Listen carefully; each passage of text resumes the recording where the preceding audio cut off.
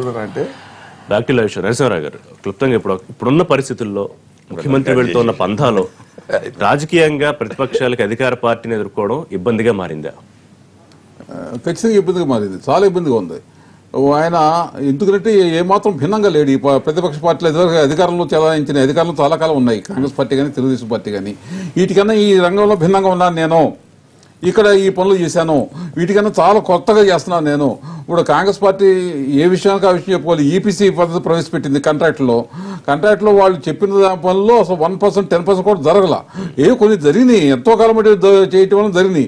కానీ ఈపీసీ అనేది కేవలం అవినీతి కాలవాలంగా తయారైంది. వాళ్ళు మీ ఇరిగేషన్ పనులు అవినీతి కాలవాలంగా ఉన్నాయా లేదా? మిగతా కాంగ్రెస్ కన్నా భిన్నంగా మీరు ఎక్కడ ఉన్నారా? పరిపాలన భిన్నంగా ఉన్నారా? ఎక్కడ భిన్నంగా ఉన్నారు? అధికారులు మార్చారా, లేక అధికారాలు ఏమైనా అప్పచెప్పించారా? దేంట్లో భిన్నం మీరు? కాంగ్రెస్ పార్టీ కన్నా దేంట్లో భిన్నంగా ఉన్నారు. కౌరులు చెబుతంలో, మాటలు చెబుతంలో భిన్నంగా ఉన్నారు తప్ప యాక్చువల్గా పరిపాలనలో భిన్నంగా లేరు. ఆయన చెప్పారు, ఆయన స్వయంగా ఆయన నోటితో చెప్పారు, జిహెచ్ఎంసీలో 100% అవినీతి అని చెప్పారు. దాన్ని అవినీతి నిర్మూలించడానికి మీరు ఏం తీసుకుంటున్నారు?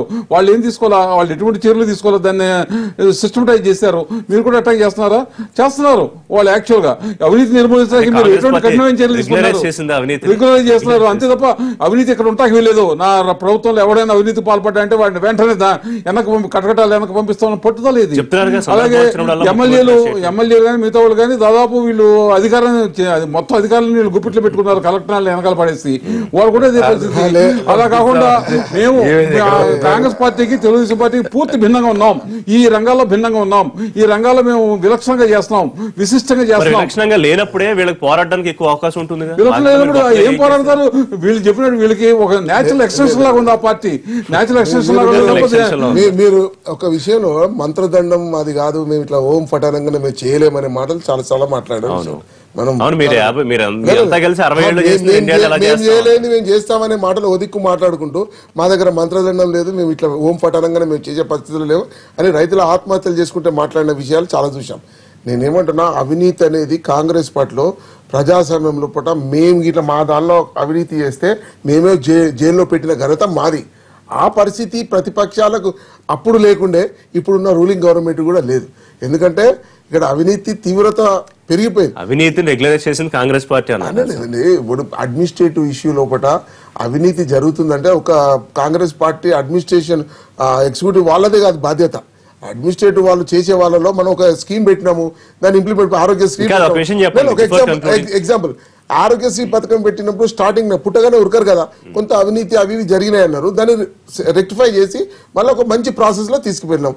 అదే విధంగా కాంగ్రెస్ పార్టీ చేసింది తప్పితే ఎక్కడన్నా తప్పు జరిగితే మా వాళ్ళని మేమే జైల్లో పెట్టాం. అధికార పార్టీ స్ట్రాటజీలు అందుకోవడంలో ప్రధాన ప్రతిపక్షంగా కాంగ్రెస్ ఫెయిల్ అవుతుందా, అందుకోగలుగుతుందా? కేసీఆర్ గారు ఈ ట్రెండ్, ఇట్లా డైవర్షన్ ట్రెండ్ ను ప్రజలను మభ్యపెడుతూ ఈ 5 ఏళ్లు గడపాలని చూస్తున్నారు. ఇప్పుడు మేము చెప్పాం కదా, ఈ రోజు షాదీ ముబారక్ కూడా 45,000 మంది అప్లికేషన్లు అక్కడ పెండింగ్ ఉన్నాయి. ఏ కార్యక్రమం పెట్టినా, ఆసరా పథకం పెట్టినా, ఏ పథకాలు పెట్టినా, ఆసరా పథకం అయితే వాడు ఇంట్లో ఆటో నడిపితే వాడి తండ్రి ఆసరా పథకం కట్టు, అట్లా ఎన్నో ఉన్నాయి అన్న లొసుకులు పసుకులు. ఈ రోజు ప్రజలు విపరీతంగా వ్యతిరేకత ఉన్నదనేది నేను చెప్తున్నాను. 100%, 100% ఈ ప్రాజెక్టుల విషయంలో కానీ, ఆరోగ్య విషయంలో కానీ, విద్యా విధానాల జిల్లాల విషయంలో కానీ, ప్రతి విషయంలో పడ కానీ ఏదో కొన్ని కొత్త జిల్లాలు వచ్చినా అట్టాస ఆర్భాటాలు జరుగుతా ఉన్నాయి. దాని మీద ప్రజలేం పిచ్చోళ్ళు కాదు, చేసుకుంటారు. కానీ ప్రభుత్వం ఏం చేస్తున్నది కూడా పట్టించుకుంటారు, చర్య తీసుకుంటారు. జిల్లాల విషయంలో అందరం వెల్కమ్ చేసినాం. కొన్ని రాజకీయ ప్రయోజనాల కోసం చేసినారనే విమర్శ ఉంది.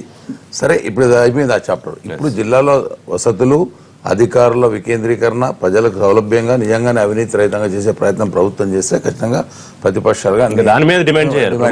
అదే డిమాండ్ నేను చేస్తున్నా. రెండోది, మీరు పార్టీలు ఫెయిల్ అయినా అంటే తెలుగుదేశం పార్టీకి వచ్చేసరికి ఒక మంచి నాయకత్వం కింద వచ్చింది. ఎన్టీ రామారావు గారు ఏ స్వార్థం లేకుండా ప్రజల కోసమని ఆ రోజున సంఘటనల వల్ల దిగినారు. అతను దాన్ని కంటిన్యూ చేస్తూ క్యాడర్ బేస్డ్ పార్టీగా చంద్రబాబు నాయుడు గారు తయారు చేసి ప్రతి అధికార పక్షంలో ఉన్నా, అధికారం లేకుండా ఉన్నా ఒకే రకమైన పోరాటాలు చేస్తూ ముందుకు పోయినటువంటి దాఖలు ఉన్నాయి. ఇవాళ మిగిలినటువంటి తెలంగాణలో ఉన్నటువంటి తెలుగుదేశం పార్టీ నాయకత్వం ఆ వైపుగా క్యాడర్ని తీసుకెళ్ళిపోయి, క్యాడర్లో పట్టుదల లేదని ఎవరు అనగలరు. క్యాడర్లో పట్టుదల ఉంది, నాయకత్వం డెఫినెట్ గా మాలో లోపం ఉంది అందరిలో. మేము ఆ వైపుగా ప్రయాణం చేయకుండా చంద్రబాబు నాయుడు గారు ఫ్యామిలీని కూడా పక్కకు పెట్టేసి క్యాడర్ కోసం, ప్రజల కోసం అధికారికంగా పనిచేసినాడు, అధికారం లేనప్పుడు కూడా పనిచేసినాడు. ఇక ఆ రకంగా పక్కకు పెట్టి పనిచేసే దానికంటే ఆ ప్రయోజనాలు, కుటుంబ ప్రయోజనాలు చూసుకునే వాళ్ళం ఎక్కువైనాం మేము, including me I'm not going back. దానివల్ల వచ్చిన సమస్య. మీరు ఒక మాట చెప్పండి, మంచినీటి పైప్ లైన్ వచ్చిందంటే గ్రామానికి ఎవరి హయాంలో వచ్చింది? ఎన్టీ రామారావు హయాంలో, చంద్రబాబు నాయుడు హయాంలో కదా. ఒక వాటర్ ట్యాంక్, ఒక బోర్ వచ్చింది దాని హయాంలో కదా. ఒక సిమెంట్ రోడ్, ఒక స్కూల్స్ వచ్చినట్టు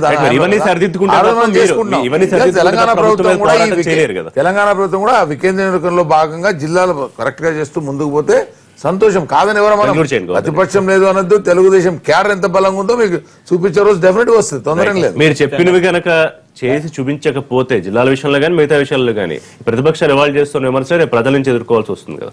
దయాకర్ చెప్పింది ఖచ్చితంగా వాస్తవం ఒప్పుకుంటున్నాం. ఖచ్చితంగా ఈ జిల్లాలు చేయడమే ముఖ్యం కాదు, బంగారు తెలుగుదేశంలో జిల్లాలు చేస్తూ, జిల్లాల వికేంద్రీకరణ చేస్తూ ప్రజలకు సౌలభ్యం కొరకు పరిపాలన దగ్గర అంటే గడప గడపకు మంచి పరిపాలన అందించడం ముఖ్య ఉద్దేశం. అది చేయాలన్న తపన మా గౌరవ ముఖ్యమంత్రి కేసీఆర్ ఉంది. ఖచ్చితంగా ఇంప్లిమెంట్ అవుతుంది. దానివల్ల తెలంగాణలో ఉన్న ప్రతిపక్షాలకు అయితే అవకాశం ఇవ్వట్లేదు. మీరు ప్రతిపక్షాలు గవర్నమెంట్, మా గవర్నమెంట్ ఉన్నప్పుడు ఫస్ట్ మా ఉద్యమ సమయంలో కానీ అలా తెలంగాణ రాష్ట్ర మేనిఫెస్టోలో ఎలక్షన్ టైంలో కూడా మేనిఫెస్టో పెట్టింది దాంట్లో భాగాన్ని జిల్లాలు ప్రతిపక్షంలో ఉండాల్సిన వాళ్ళంతా కూడా ఆ పక్షంలో ఉన్నారు ఇప్పుడు. కాబట్టి కొంత టైం పడుతుంది. ఈ పక్షంలో ట్రైన్ అయ్యి ఉద్యోగాలు పొందిన వాళ్ళు కానీ ఇవాళ ఇక్కడ కుసంలో చాలా మంది మాకు గౌరవం దక్కిందంటే ఒక తెలుగుదేశం వచ్చారు. దాంట్లో ఉన్న వాళ్ళంతా ట్రైనింగ్ చేస్తే అటువైపు కూర్చున్నారు. మేము తయారు చేసుకోవడంలో కొంచెం లేట్ పడుతుంది, కొంచెం లేట్ అవుద్ది. ఆ విషయానికి వస్తే చంద్రబాబు నాయుడు కూడా కాంగ్రెస్ చెప్పలేదమ్మా. మేము మళ్ళీ తయారు చేసుకోవాలి, late thank you very much అండి అందరికి లైవ్ షోలో పార్టిసిపేట్ చేసేందుకు. ఇదే వాళ్ళ లైవ్ షో, రేపటి లైవ్ షోలో తిరిగి కలుద్దాం. Keep watching.